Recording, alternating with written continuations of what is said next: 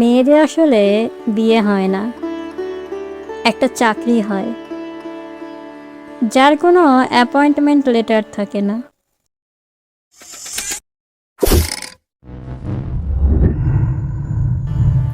শুধু মহা ধুমধামে ও বিশাল আয়োজনে হাজার লোকের সাক্ষী নিয়ে একটা অনুমতিপত্র পাস হয়, যার কোনো দরখাস্ত থাকে না। মেয়েদের আসলে বিয়ে হয় না, একটা পার্মানেন্ট চাকরি হয় যার কোনো প্রমোশন হয় না। শুধু কিছু দায়িত্ব পায়, ভালো লাগুক আর না লাগুক।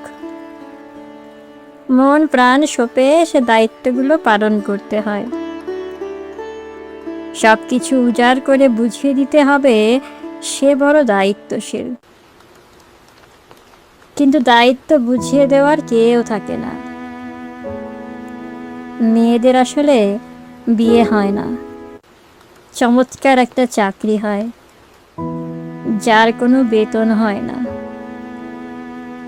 নিজের কিছু ইচ্ছে পূরণের আশায় কখনো যদি 2-4 টাকার প্রয়োজন হয়, ওটা পেতেও হাজারটা কৈফিয়ত, অথচ কারোর সাথে কষ্টগুলো ভাগাভাগি করতে পারে না।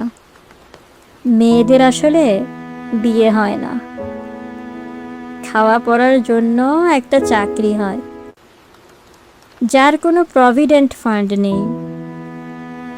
ফান্ড বলতে জীবনকে তুচ্ছ করে সবাইকে আগলে রেখে সবার মন জুগিয়ে চলা, নিজেকে টিকিয়ে রাখা।